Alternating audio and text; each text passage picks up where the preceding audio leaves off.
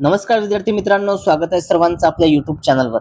मित्रांनो, आजच्या या व्हिडिओमध्ये आपण शिक्षक पात्रता परीक्षा म्हणजेच टीईटी 2026 करता महत्त्वपूर्ण असणारा विषय म्हणजेच बालमानसशास्त्र व अध्यापनशास्त्र, चाइल्ड डेव्हलपमेंट अँड पॅडागॉजी याला आपण म्हणतो, तर यावर आधारित महत्त्वपूर्ण अशी 100 प्रश्न तर यामध्ये आपण बघणार आहोत, ज्याचं सविस्तर स्पष्टीकरण देखील आपण पाहणार आहोत।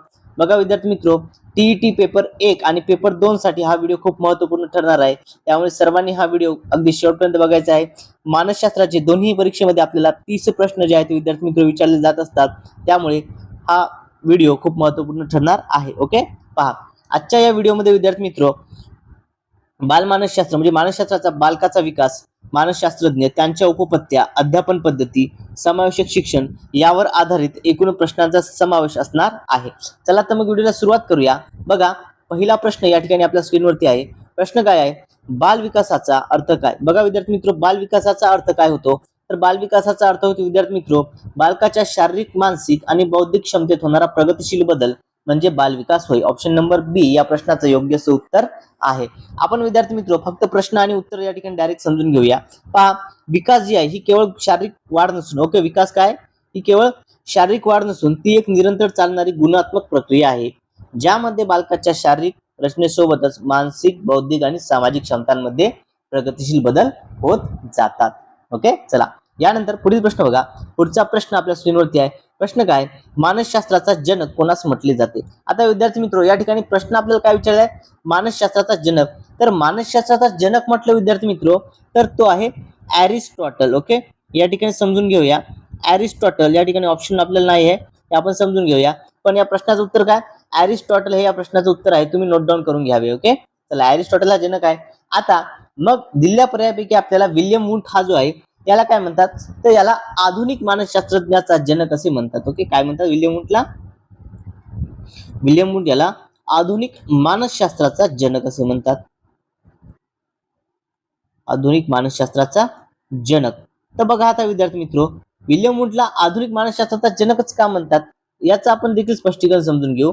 पहा, विल्यम वुंट यांनी काय केलं होतं तर 1879 मध्ये जर्मनीमध्ये लाइप्झिग या ठिकाणी पहिली मानसशास्त्रीय प्रयोगशाळा स्थापन केली होती आणि म्हणूनच त्यांना आधुनिक मानसशास्त्राचे जनक असं म्हटल्या जाते। ओके, चला हा पॉइंट आपण समजून घेणार आहे।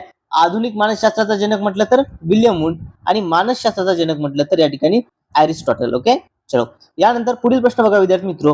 प्रश्न काय? बुद्धिमत्ता म्हणजे आयक्यू मोजण्याचे सूत्र कोणी मांडले? तर बुद्धिमत्ता मोजण्याचे सूत्र विद्यार्थी मित्र या ठिकाणी विल्यम स्टर्न यांनी मांडलं होतं। ओके, विल्यम स्टर्न यांनी बुद्धिमत्ता मोजण्याचं सूत्र मांडलेलं आहे। बघा, जर्मन मानसशास्त्रज्ञ विल्यम स्टर्न यांनी 1922 मध्ये बुद्ध्यांक मोजण्यासाठी मूळ संकल्पना आणि सूत्र मांडले। त्यानंतर लुईस टर्मन यांनी त्यामध्ये सुधारणा करून गुणिले 100 चा समावेश त्या ठिकाणी केला। ओके, पहा आता या ठिकाणी विद्यार्थी मित्र अल्फ्रेड बिने आहे। बिने यांनी काय केलं होतं विद्यार्थी मित्र? त्यांनी मानसिक वय ही संकल्पना शोधली होती। बिने यांनी कोणती संकल्पना शोधली आहे या ठिकाणी? बुद्धिमत्ते संदर्भात मानसिक वय ही संकल्पना शोधली। चार्ल्स स्पियरमन यांनी बुद्धिमत्तेचे किती 2 घटक बुद्धिमत्तेचे सांगितले होते, म्हणजे द्विघटक बुद्धिमत्ता, एक सामान्य घटक आणि दुसरा विशेष घटक। थर्स्टन यांनी अनेक घटक बुद्धिमत्तेचा सिद्धांत मांडलेला आहे। थर्स्टन यांनी कोणता सिद्धांत मांडलेला आहे? अनेक घटक बुद्धिमत्ता हा सिद्धांत जो आहे हा थर्स्टन यांनी मांडलेला आहे। ओके, सर्वांना हा पॉइंट समजला का? यानंतर पुढचा प्रश्न घेऊया। बुद्ध्यांक काढण्याचं सूत्र काय? आता बघा, बुद्धिमत्ता काढण्याचं सूत्र काय? बुद्ध्यांक काढण्याचं म्हणजेच काय? बुद्धिमत्ता काढण्याचं सूत्र काय आहे? तर बघा विद्यार्थी मित्र, बुद्धिमत्ता काढण्याचं सूत्र आहे मानसिक वय भागिले शारीरिक वय गुणाकारामध्ये 100। ओके, हे सूत्र आहे। बघा, बुद्धिमत्ता काढण्याचं सूत्र आहे मानसिक वय भागिले शारीरिक वय आणि या ठिकाणी गुणाकारामध्ये 100 हे आहे विद्यार्थी मित्र सूत्र। ओके, हे सूत्र सर्वांनी नोट डाऊन करून घ्यायचं आहे, परीक्षेमध्ये आपल्याला सूत्र देखील विचारतात। आणि हे सूत्रामध्ये हे गुणिले 100 कोणी काढले आहे? आपण आताच बघितलं, टर्मन यांनी। ओके, लुईस टर्मन यांनी जे आहे गुणिले 100 हे यामध्ये ऍड केलेलं होतं। बघा, आता बुद्ध्यांक काढण्यासाठी मानसिक वय आणि त्यांच्या शारीरिक वयाने काय तर याला गुणाकाराने 100 असं गुणले जाते। ओके, पहा, आणि यामध्ये मानसिक वयाची संकल्पना आपण सुरुवातीला सांगितलं अल्फ्रेड बिने यांनी मांडली होती। यानंतर पुढचा प्रश्न बघा, जीन पियाजे यांनी बोधात्मक विकासाच्या किती अवस्था सांगितल्या आहेत? आता हा प्रश्न टीईटी परीक्षेत खूप वेळा रिपीट देखील झालेला आहे। बघा विद्यार्थी मित्र, जीन पियाजे यांनी बोधात्मक विकासाच्या किती अवस्था सांगितल्या होत्या? तर जीन पियाजे होते यांनी बोधात्मक विकासाच्या एकूण 4 अवस्था सांगितल्या होत्या.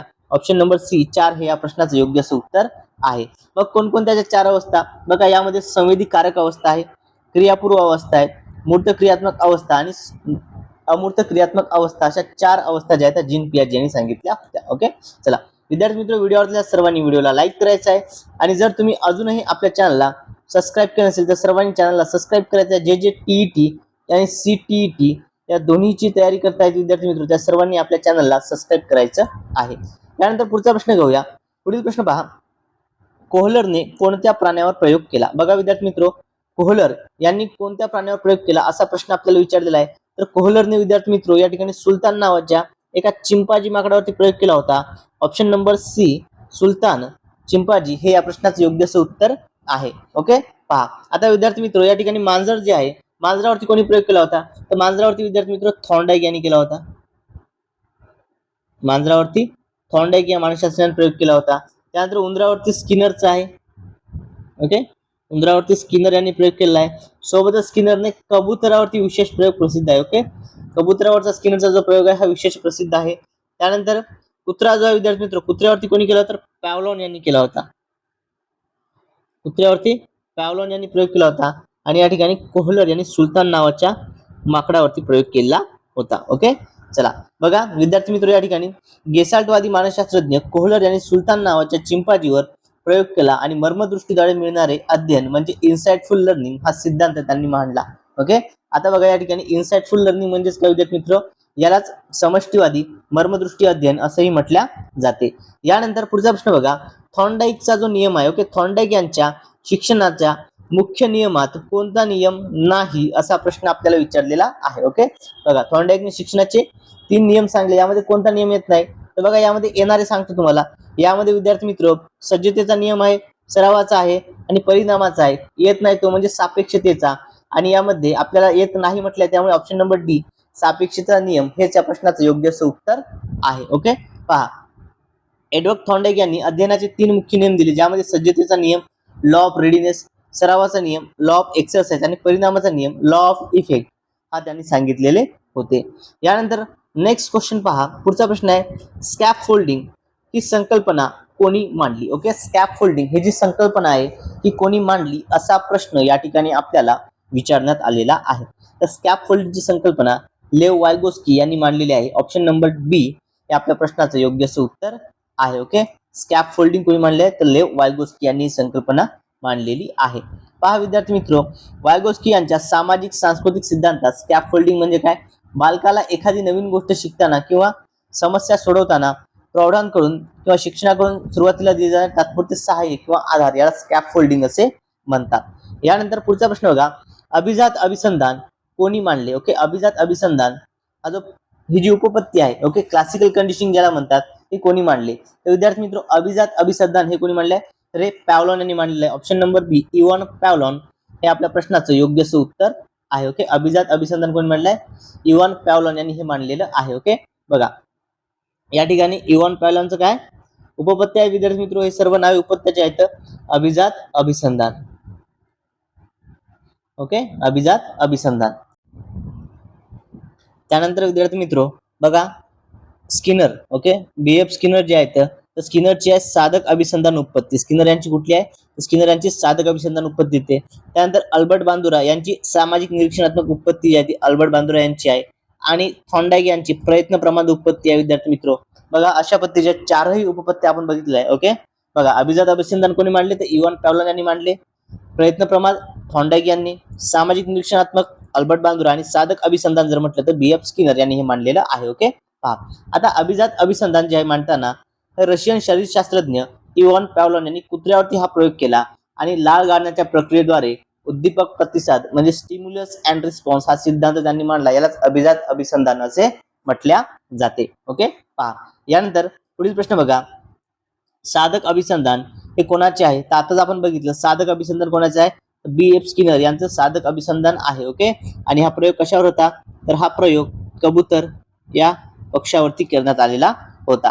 बघा बीएफ स्किनर यांनी उंदीर आणि कबुतरावर प्रयोग करून साधक किंवा कारक अभिसंधान हा सिद्धांत मांडला, ज्यामध्ये प्रबलीकरण, ओके, रेन्फोर्समेंट ही संकल्पनेला खूप महत्व आहे. ओके, खूप महत्वाची ही संकल्पना आहे.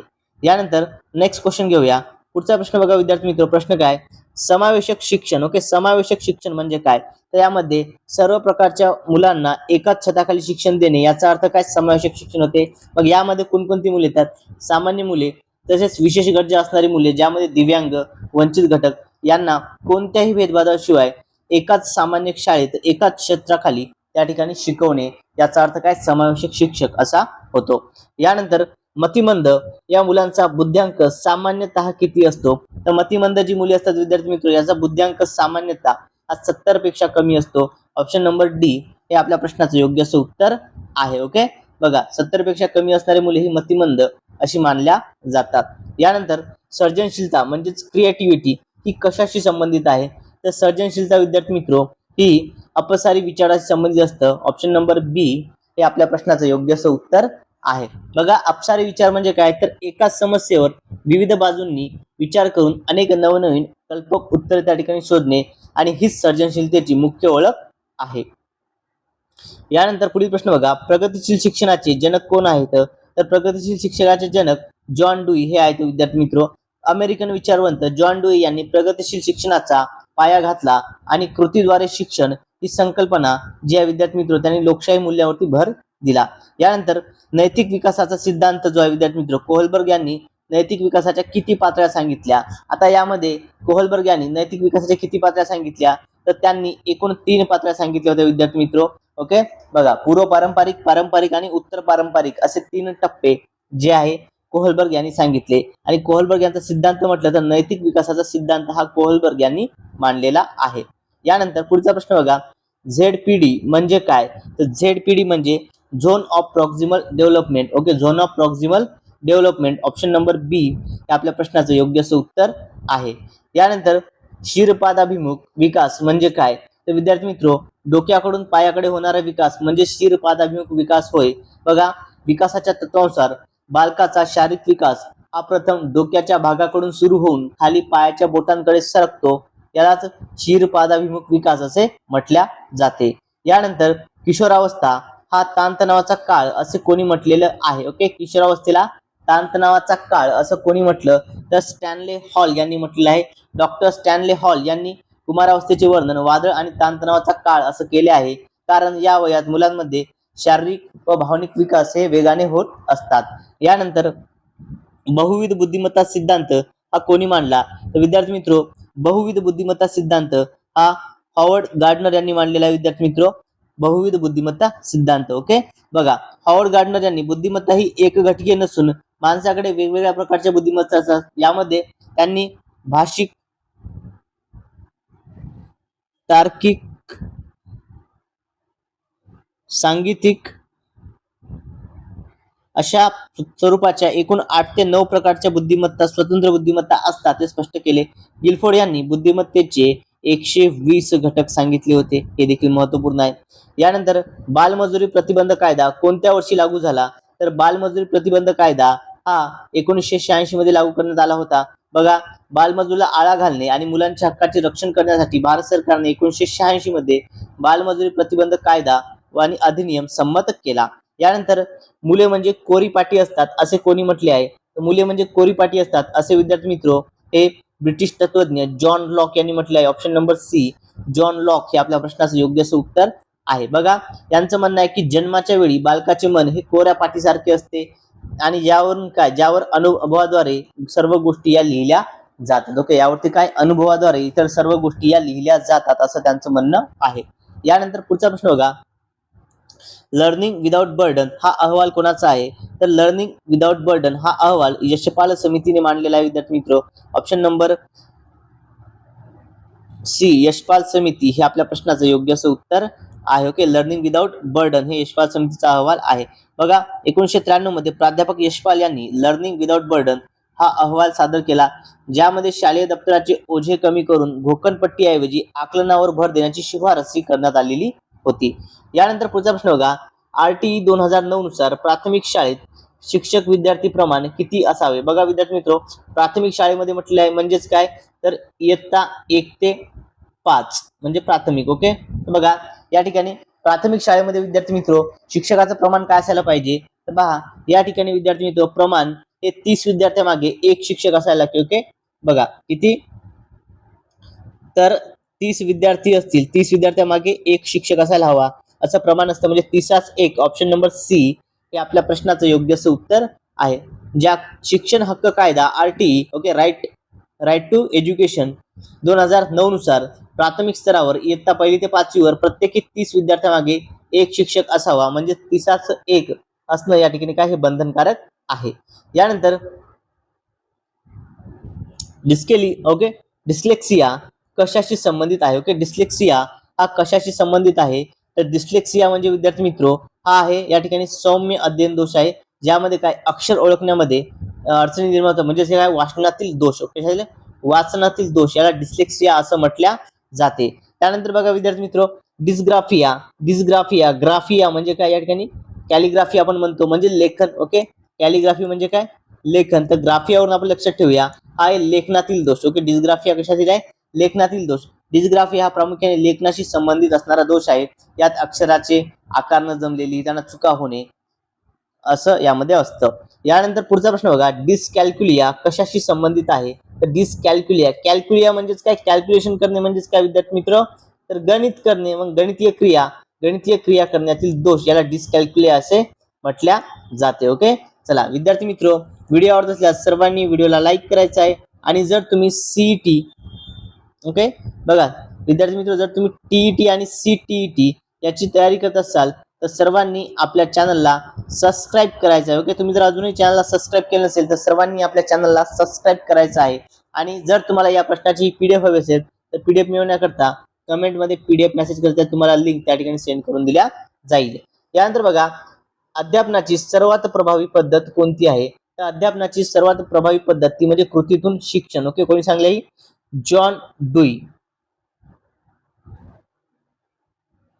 कृतीद्वारे शिक्षण असं यामध्ये सांगितलेलं आहे. यानंतर मायक्रो टीचिंगचे चक्र किती मिनिटं. ओके, मायक्रो टीचिंग म्हणजे सूक्ष्म अध्यापन. ओके, मायक्रो टीचिंग म्हणजे काय विद्यार्थी मित्र, तर सूक्ष्म अध्यापन.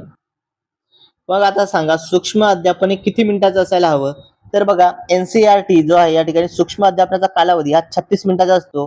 बघा 36 मिनिटाचा सांगितलं आहे, त्यामुळे ऑप्शन नंबर सी 36 मिनिटे हे या प्रश्नाचं योग्य असं उत्तर आहे. यानंतर सूक्ष्म अध्यापनाची संकल्पना कोणी मांडलेली आहे, तर विद्यार्थी मित्र ही संकल्पना ड्वाइट ॲलन यांनी मांडलेली आहे. ऑप्शन नंबर बी हे आपल्या प्रश्नाचं योग्य असं उत्तर आहे. ओके, मायक्रो टीचिंगची संकल्पना कोणी मांडली आहे, तर ड्वाइट ॲलन यांनी संकल्पना मांडलेली आहे. यानंतर व्यक्तिमत्वाचा स्वसिद्धांत कोणी मांडला, तर बघा या ठिकाणी पर्सनॅलिटी म्हणजे व्यक्तिमत्वाचा स्वसिद्धांत हा कार्ल रॉजर्स यांनी मांडलेला आहे. Option number C Carl Rogers हे आपल्या प्रश्नाचं योग्य असं उत्तर आहे.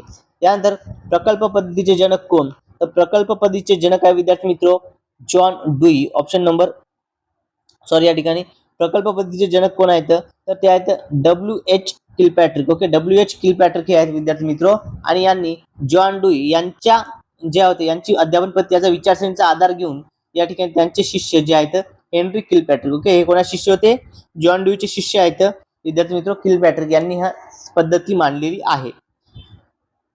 यानंतर मॉन्टेसरी पद्धत कोणी शोधली, तर मॉन्टेसरी पद्धत जी आहे विद्यार्थी मित्र ही कोणी शोधली होती, तर ही Maria Montessori, doctor Maria Montessori यांनी शोधली होती.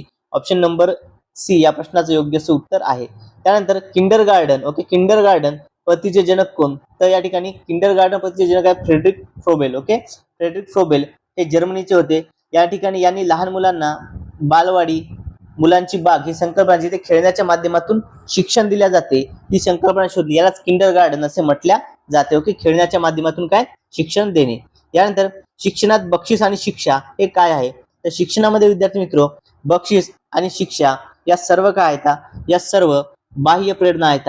ऑप्शन नंबर बी बाह्य प्रेरणा हे आपल्या प्रश्नाचं योग्य असं उत्तर आहे. ओके, हे काय आहेत, बाह्य प्रेरणा आहेत.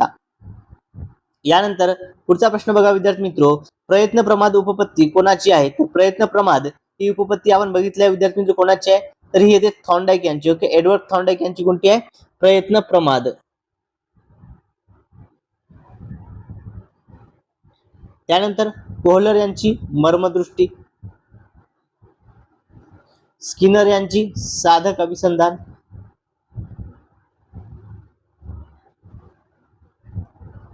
स्किनर यांची साधक अभिसंधान, पॅव्लॉन यांची अभिजात अभिसंधान, पॅव्लॉन यांची अभिजात अभिसंधान.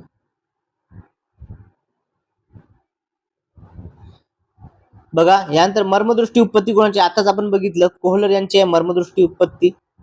त्यानंतर बुद्धिमत्तेचा द्विघटक सिद्धांत. विद्यार्थी मित्र हा प्रश्न महत्वपूर्ण आहे. बुद्धिमत्तेचा जो द्विघटक सिद्धांत आहे हा चार्ल्स स्पियरमन यांनी मांडलाय. ओके बघा यांनी काय विशेष घटक आणि सामान्य घटक, विशेष घटक आणि सामान्य घटक असे दोन घटक सांगितलेले आहेत. ओके जी फॅक्टर याला जनरल घटक फॅक्टर असे म्हणतात, म्हणजे सामान्य घटक झाला जो जन्मतः असतो, आणि स्पेसिफिक फॅक्टर म्हणजे विशेष घटक होय जो अर्जित केला जातो. यानंतर भाषिक विकासाचा सिद्धांत कोणी मांडला, तर भाषिक विकासाचा सिद्धांत हा नोम चॉम्स्की यांनी मांडलाय. ऑप्शन नंबर सी हे आपल्या प्रश्नाचं योग्य असं उत्तर आहे. नोम चॉम्स्की यांनी भाषिक विकासाचा सिद्धांत आहे मांडलेला आहे. ओके चला यानंतर ब्लूमची वर्गीकरण पद्धती कशाशी संबंधित आहे. ओके ब्लूमची जी वर्गीकरण पद्धती आहे कशाशी संबंधित आहे, तर विद्यार्थी मित्र बेंजामिन ब्लूम यांची ही कशाशी संबंधित आहे. ओके वर्गीकरण पद्धती तर ही एक शैक्षणिक उद्दिष्टांची, आणि यांचं वर्गीकरण ज्या विद्यार्थी मित्रांनी 3 क्षेत्रात केलं होतं. एक म्हणजे बोधात्मक, दुसरा आहे भावात्मक, आणि तिसरा आहे क्रियात्मक. बोधात्मक, भावात्मक आणि क्रियात्मक अशा 3 क्षेत्रामध्ये यांनी वर्गीकरण करण्यात आलं होतं. यानंतर विद्यार्थी मित्र बोधात्मक क्षेत्रातील सर्वात उच्च स्तर कोणता. ओके पहा डॉक्टर ब्लूम यांनी सांगितलेली जे बोधात्मक क्षेत्र आहे यातील सर्वात उच्च स्तर कोणता आहे, त्यातील सर्वात उच्च स्तर आहे विद्यार्थी मित्र तो म्हणजे मूल्यांकन. ऑप्शन नंबर डी हे आपल्या प्रश्नाचं योग्य असं उत्तर आहे. ओके पहा यानंतर पुढचा प्रश्न बघा, अध्यापन प्रक्रियेतील त्रिध्रुवीय घटक कोणते आहेत. ओके बघा अध्यापन प्रक्रियेमधील 3 घटक असतात. एक म्हणजे शिक्षक, दुसरा असतो विद्यार्थी, आणि तिसरा आहे अभ्यासक्रम. ऑप्शन नंबर बी शिक्षक विद्यार्थी अभ्यासक्रम हे आपल्या प्रश्नाचं योग्य असं उत्तर आहे. यानंतर विशेष गरजा असणाऱ्या मुलांसाठी कोणते शिक्षण महत्वाचे आहे, तर विशेष गरजा असणाऱ्या मुलांसाठी विद्यार्थी मित्र कोणते शिक्षण महत्वाचे आहे, समावेशक शिक्षण महत्वाचे आहे. यानंतर व्यक्तिमत्वाची शाईच्या डागांची चाचणी कोणी तयार केली, तर शाईच्या डागाची चाचणी विद्यार्थी मित्र हे हर्मन रोशार्क यांनी तयार केलेली आहेत, आणि यामध्ये यांनी किती 10 ओके किती सांगितले होते, तर 10 शाईच्या डागांची क्षेपणातक चाचणी त्यांनी घेतलेली होती हर्मन रोशार्क यांनी. ओके चला यानंतर पुढचा प्रश्न बघा, अध्ययन संक्रमण म्हणजे काय, तर एका परिस्थितीमध्ये शिकण्याचा उपयोग दुसऱ्या परिस्थितीमध्ये होणे याला अध्ययन संक्रमण असे म्हणतात. अध्ययन संक्रमणाचे 3 प्रकार आहेत. ओके 3 प्रकार, एक म्हणजे धन, ऋण आणि शून्य असे 3 अध्ययन संक्रमणाचे प्रकार पडतात. ओके चला यानंतर ऍप्टिट्यूड म्हणजे काय, तर ऍप्टिट्यूड म्हणजे विशिष्ट क्षेत्रातील जन्मजात क्षमता याला ऍप्टिट्यूड असं म्हटल्या जाते. यानंतर अब्राहम मॉस्लो यांनी गरजांचा पदानुक्रम सिद्धांतात किती गरजा सांगितल्या, तर बघा यांनी विद्यार्थी मित्र एकूण 5 गरजा सांगितल्या, आणि यांची अशा पद्धतीची पिरॅमिडची रचना केली. यामध्ये त्यांनी 5 गरजा सांगितल्या होत्या विद्यार्थी मित्र बघा, आणि यामध्ये 5 गरजा सांगत असताना त्यांनी सर्वात खालच्या स्तराला काय सांगितले आहे, तर सर्वात खालच्या स्तरावरती त्यांनी शारीरिक गरज ठेवली आहे. ओके काय ठेवली आहे, सर्वात खालच्या स्तरी शारीरिक गरज जी आहे त्यांनी मांडलेली आहे, आणि सर्वात वरच्या स्थानी आत्मप्रचिती, सर्वात वरच्या स्थानी आत्मप्रचिती ही सांगितलेली आहे. ओके चला या 5 गरजा त्यांनी सांगितलेल्या होत्या. यानंतर विद्यार्थी मित्र मॉस्लोनुसार सर्वोच्च गरज कोणती, आपण आताच बघितलं सर्वोच्च गरज सर्वात वरच्या स्थानी काय आत्मसाक्षात्कार म्हणजेच काय आत्मप्रचिती या ठिकाणी आपल्याला म्हणता येईल. ओके ऑप्शन नंबर डी हे आपल्या प्रश्नाचं योग्य असं उत्तर आहे. त्यानंतर सामाजिक अध्ययन उपपत्ती कोणी मांडली. ओके बघा तर सामाजिक अध्ययन उपपत्ती जी आहे विद्यार्थी मित्र कोणी मांडली आहे, तर ही अल्बर्ट बांद्रा यांनी मांडलेली आहे. ऑप्शन नंबर सी हे आपल्या प्रश्नाचं योग्य असं उत्तर आहे. यांनी सामाजिक अध्ययन उपपत्ती मांडलेली आहे. बघा अल्बर्ट बांद्रा यांनी स्पष्ट केले की केवळ व्यक्तीच्या अनुभवातून शिकत नाही शिक्षक मिळत नाही, तर समाजात इतरांच्या वर्तनाचे निरीक्षण करून अनुकरण करून देखील शिकत असतो. यानंतर मनोविश्लेषणवादाचे जनक कोण आहेत, तर मनोविश्लेषणवादाचे जनक आहे विद्यार्थी मित्र Sigmund Freud. Option number C हे आपल्या प्रश्नाचं योग्य असं उत्तर आहे. ओके बघा ऑस्ट्रियन डॉक्टर सिग्मंड फ्राइड यांनी मानवी मनाचे विश्लेषण करून मनोविश्लेषणवाद हा पंथाची सुरुवात केली, ज्यामध्ये त्यांनी बोध, उपबोध आणि अबोध मनाचा अभ्यास केला. यानंतर बघा, प्रतिभावान बालकांचा बुद्ध्यांक किती असतो? तर प्रतिभावान बालकांचा जो बुद्ध्यांक आहे विद्यार्थी मित्रो, हा या ठिकाणी 140 पेक्षा जास्त असतो. ऑप्शन नंबर सी 140 प्लस हे या प्रश्नाचं योग्य उत्तर आहे. बघा, लुईस टर्मन यांची वर्गवारी, ओके, या वर्गवारीनुसार बालकांचा बुद्ध्यांक 140 किंवा त्याहून अधिक असतो, त्यांना अत्यंत तल्लख बुद्धीची किंवा प्रतिभावान बालके असं म्हटल्या जाते. यानंतर पुढचा प्रश्न बघा, नकारात्मक शिक्षण ही संकल्पना कोणाची आहे? तर बघा, नकारात्मक शिक्षण ही जी संकल्पना आहे, ही संकल्पना आहे विद्यार्थी मित्रो रुसो या मानसशास्त्रज्ञाची. ऑप्शन नंबर सी रुसो हे आपल्या प्रश्नाचं योग्य उत्तर आहे. ओके, नकारात्मक शिक्षण.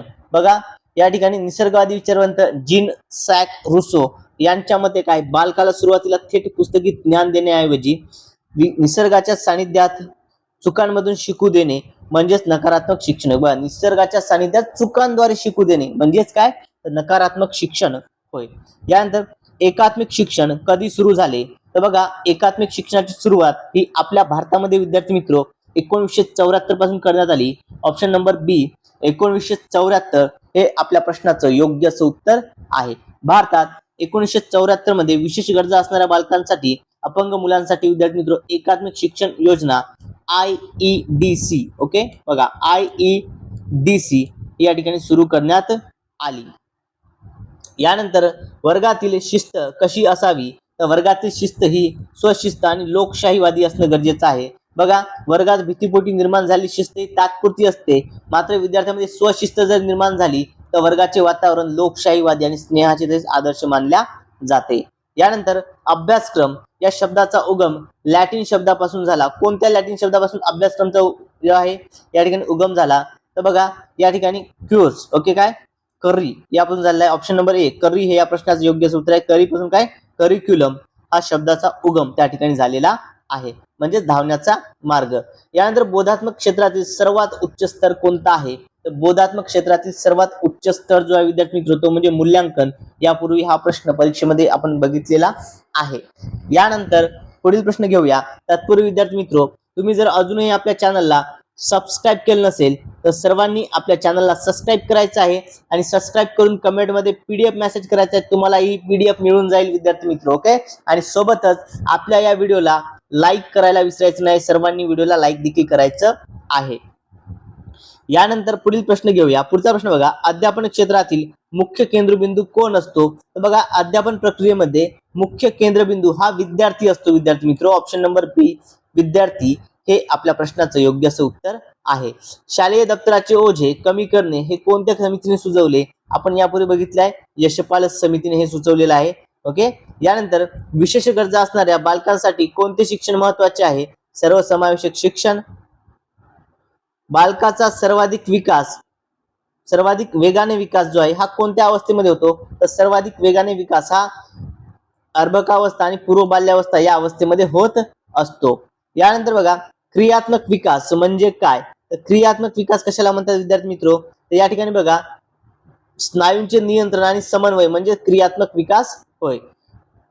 यानंतर RT right to education act 2009 नुसार प्राथमिक शिक्षकासाठी आठवड्याला किती तास अध्यापन कार्य निश्चित केले आहे? ओके, प्राथमिक शिक्षकासाठी आठवड्याला किती तास अध्यापन जे आहे ते निश्चित करण्यात आलेलं आहे. तर बघा विद्यार्थी मित्र, या ठिकाणी एकूण 45 तास एवढ्या आठवड्यामध्ये अध्यापन झालं पाहिजे शिक्षकाकडून, इतकं त्या ठिकाणी निश्चित करण्यात आलेलं आहे. यानंतर अध्ययन असमर्थता हा शब्द सर्वात प्रथम कोणी वापरला? तर अध्ययन असमर्थता हा शब्द सर्वप्रथम विद्यार्थी मित्र सॅम्युअल कर्क यांनी वापरला. ऑप्शन नंबर ए सॅम्युअल कर्क हे या प्रश्नाचं योग्य उत्तर आहे. याला लर्निंग डिसएबिलिटी ही संकल्पना 1963 मध्ये सॅम्युअल कर्क यांनी मांडलेली आहे. यानंतर अनुवंश आणि परिसर, ओके, अनुवंश आणि परिसर याचा बालकाच्या विकासावर कसा प्रभाव पडतो? त्या ठिकाणी बघा विद्यार्थी मित्र, दोन्ही परस्पर क्रियामुळे काय गुणफळ मिळत असते. म्हणजेच काय या ठिकाणी विद्यार्थी मित्र कसा प्रभाव पडतो? या ठिकाणी सकारात्मक आणि नकारात्मक असे दोन्ही प्रभाव त्या ठिकाणी पडत असतात. त्यानंतर मानसशास्त्रातील अहम ही संकल्पना कोणाशी संबंधित आहे. ओके, अहम ही जी संकल्पना आहे ती कोणाशी संबंधित आहे, ती आहे सिगमंड फ्राइड यांच्याशी संबंधित. ऑप्शन नंबर बी अहम. ओके, बघा फ्राइड यांनी 3 घटक सांगितले. एक म्हणजे इदम, ज्याला आपण आयडी म्हणतो. त्यानंतर अहम म्हणजे इगो. ओके, अहम म्हणजे इगो आणि परमाहम म्हणजे सुपर इगो. यानंतर बालकांमध्ये आत्मसंकल्पना कधी विकसित होण्यास सुरुवात होते, तर बालकामध्ये आत्मसंकल्पना जी आहे विद्यार्थी मित्रो, ती शैशवावस्थेत विकसित होण्यास सुरुवात होत असते. त्यानंतर राष्ट्रीय पाठ्यचर्या आराखडा 2005 चे अध्यक्ष कोण होते, तर ते अध्यक्ष होते प्राध्यापक यशपाल. ऑप्शन नंबर बी हे या प्रश्नाचं योग्य उत्तर आहे. आणि यांच्याच अध्यक्षतेखाली राष्ट्रीय सुकाणू समितीची निर्मिती करण्यात आली, गठीत करण्यात आली. त्यानंतर बौद्धिक विकास सिद्धांत आणि आत्मसातकरण म्हणजेच काय, याचा अर्थ होतो विद्यार्थी मित्र जुन्या योजनेत नवीन माहिती समाविष्ट करणे. ओके, जुन्या योजनेत नवीन माहिती समाविष्ट करणे. बघा पियाजे यांच्यानुसार नवीन अनुभव हव्या स्वरूपात स्वीकारून जुन्या ज्ञानास जोडणे म्हणजे आत्मसातीकरण होय. यानंतर विशेष गरजा असणाऱ्या मुलांची ओळख पटण्यासाठी सर्वात पहिली पायरी कोणती, तर ती म्हणजे निरीक्षण, ऑब्झर्वेशन. यानंतर अध्ययन धनसंक्रमण, पॉझिटिव्ह ट्रान्सफर ऑफ लर्निंगचे उदाहरण काय, बघा धनसंक्रमण. ओके, अध्ययनाचे जो धनसंक्रमण आहे याचं उदाहरण आपल्याला ओळखायचं आहे. कोणता विद्यार्थी मित्र, बघा सायकल शिकलेल्या व्यक्तीला स्कूटर चालवायला शिकवणे सोपे जाते, हे अगदी बरोबर असणार आहे. ओके, या ठिकाणी पॉझिटिव्ह आहे, हे अनुकूल आहे. यानंतर बाकी याच्यात अडथळे, इंग्रजी शिकल्यामुळे मराठी विसरणे, हे काय, हे ऋण झालं. संस्कृत शिकल्यामुळे गणित कठीण वाटले, हे देखील ऋण आहे. कार चालण्याचा पोहण्यावर काही परिणाम होत नाही, हे शून्य. ओके, अशा पद्धतीचे हे वर्गीकरण आपण करू शकतो. यानंतर बघा बुद्धिमत्तेची रचना त्रिमितीय प्रतिमान कोणी दिले, बघा बुद्धिमत्ता रचनेचे जे त्रिमितीय प्रतिमान आहे कोणी दिले, तर हे गिलफोर्ड यांनी दिले. जे.पी. गिलफोर्ड हे आपल्या प्रश्नाचं योग्य उत्तर आहे. ओके, बघा गिलफोर्ड यांनी बुद्धिमत्तेचे 3 असे सांगितले. त्यामध्ये आशय, क्रिया आणि उत्पादन असे 3 आयाम 3D मॉडेल जे बुद्धिमत्तेचं कोणी सांगितलंय, गिलफोर्ड यांनी सांगितलेलं आहे. आणि गिलफोर्ड यांनीच काय विद्यार्थी मित्र बुद्धिमत्तेचे 120 घटक देखील सांगितलेली आहेत. हा देखील महत्वपूर्ण पॉइंट आहे, लक्षात ठेवणं गरजेचं आहे. यानंतर सतत आणि सर्वकष मूल्यमापन, यामध्ये सर्वकष या शब्दाचा अर्थ काय, तर सर्वकषचा अर्थ आहे ज्ञानात्मक आणि सहज ज्ञानात्मक अशा पद्धतीने अशा पैलूंचे मूल्यमापन करणे होय. यानंतर अध्ययन अध्यापन प्रक्रियेची शिक्षकाची भूमिका कशी असावी, तर ही सुबलक मार्गदर्शक म्हणून त्या ठिकाणी शिक्षकाची भूमिका अध्ययन अध्यापन प्रक्रियेमध्ये असणं गरजेचं आहे. यानंतर स्मरणशक्तीचा योग्य क्रम काय आहे, तर बघा स्मरणशक्तीचा योग्य क्रम येतो सगळ्यात पहिले ग्रहण, त्यानंतर त्याची धारणा, पुनरुज्जीवन आणि ओळख. ऑप्शन नंबर ए हे आपल्या प्रश्नाचं योग्य उत्तर आहे. बघा या ठिकाणी धारणा म्हणजे काय, तर धारणा म्हणजे विद्यार्थी मित्र काय होते, विद्यार्थी सगळ्यात पहिले तर आपण ग्रहण करत जातो म्हणजे तो टिकवला जातो, धारणामध्ये आठवला जातो, पुनरुज्जीवन मध्ये तो ओळखला जातो आणि सगळ्यात शेवटी काय त्याची आपल्याला पूर्णतः ओळख होऊन जाते. यानंतर एडीडी. ओके, एडीडी आणि एडीएचडी. ओके, बघा एडीडी आणि एडीएचडी हा विकार कशाशी संबंधित आहे, तर हा विकास विद्यार्थी मित्र हा विकार जो आहे हा अवधान आणि एकाग्रतेशी संबंधित आहे. यात अटेन्शन डेफिसिट हायपोक्रॅसिटी डिसऑर्डर असं म्हटल्या जाते. मुलांमध्ये चंचलता जास्त असणे म्हणजे एकाग्रतेचा अभाव त्या ठिकाणी असतो. यानंतर मनोसामाजिक विकास सिद्धांत कोणी मांडला, तर बघा मनोसामाजिक विकासाचा जो सिद्धांत आहे हा एरिक एरिक्सन यांनी मांडलेला आहे. Option number A Erik Erikson हे आपल्या प्रश्नाचं योग्य उत्तर आहे. विद्यार्थी मित्र तुम्ही जर अजूनही आपल्या चॅनलला सबस्क्राईब केलं नसेल तर सर्वांनी आपल्या चॅनलला सबस्क्राईब करायचं आहे. बघा जे जे विद्यार्थी टीईटी आणि सीटीईटी या दोन्ही विषयाची तयारी करताय, दोन्ही परीक्षेची तयारी करताय, त्या सर्वांकरता हा व्हिडिओ खूप महत्त्वपूर्ण आहे. त्या सर्वांनी आपल्या चॅनलला सबस्क्राईब करायचं आहे, सोबतच व्हिडिओला लाईक देखील करायचं आहे विद्यार्थी मित्र. ओके, चलो यानंतर पुढचा प्रश्न बघा. पुढील प्रश्न काय, भावात्मक क्षेत्र कशाशी संबंधित आहे, तर भावात्मक क्षेत्र जे विद्यार्थी मित्र भावना, मूल्य आणि अभिवृत्ती यांच्याशी संबंधित आहे. त्यानंतर फॉर्मेटिव्ह असेसमेंट कधी केले जाते, म्हणजे आकारिक मूल्यमापन आहे हे कधी केलं जात असतं, तर हे अध्यापन प्रक्रियेच्या दरम्यान सतत केल्या जात असतं. यानंतर समवाय पद्धत म्हणजे काय, तर समवाय पद्धत म्हणजे काय, तर एका विषयाचा दुसऱ्या विषयाशी संबंध जोडून शिकवणे त्याला समन्वय पद्धत असं म्हटल्या जाते. यानंतर आगमन पद्धती. ओके, इंडक्टिव्ह मेथड मध्ये अध्यापन सूत्र कोणते वापरले जाते, तर इंडक्टिव्ह मेथड मध्ये जी अध्यापनाची सूत्रे विद्यार्थी मित्र कोणती वापरली जातात, उदाहरणाकडून नियमाकडे. ऑप्शन नंबर बी हे आपल्या प्रश्नाचं योग्य उत्तर आहे. यानंतर पुढील प्रश्न घेऊया. निगमन पद्धती डिडक्टिव्ह मेथड चे वैशिष्ट्य काय आहे? तर बघा या ठिकाणी प्रथम नियम सांगून नंतर उदाहरणे देणे हे या ठिकाणी निगमन पद्धती म्हणजे डिडक्टिव्ह मेथडचे उदाहरण आहे. ओके, चला यानंतर सर्जनशील बालकांचे प्रमुख वैशिष्ट्य कोणते? जी बालके सर्जनशील असतात त्यांचं प्रमुख वैशिष्ट्य काय? तर स्वतंत्र आणि मौलिक विचार करण्याची क्षमता. ऑप्शन नंबर बी हे आपल्या या प्रश्नाचं योग्य असं उत्तर आहे. यानंतर अध्यापनाचे मूलभूत सूत्र खालीलपैकी कोणते योग्य आहे? तर बघा अध्यापनाचे कोणते मूलभूत सूत्र योग्य आहे विद्यार्थी मित्रो? तर त्या सोप्याकडून कठीणाकडे. ऑप्शन नंबर बी हे या प्रश्नाचं योग्य असं उत्तर आहे. अनुकरण द्वारे अध्ययन ही अवस्था कोणत्या वयात दिसते? तर अनुकरणाद्वारे अध्ययन ही अवस्था कोणत्या वयात असते? तर ही असते शैशवावस्था आणि पूर्व बालपण. ऑप्शन नंबर ए आपल्या प्रश्नाचं योग्य असं उत्तर आहे. बघा लहान मुले आपल्या पालकांचे सभोवतालच्या व्यक्तींचे अनुकरण करून बहुतांश गोष्टी हे शिकत असतात. यानंतर अभिरुची आणि अवधान यातील संबंध काय आहे? तर अभिरुची आणि अवधान यातील संबंध म्हटलं तर विद्यार्थी मित्र बघा अभिरुची हे अप्रत्यक्ष स्वरूपातील अवधान असते. अभिरुची काय? हे अप्रत्यक्ष स्वरूपामधील अवधान असते.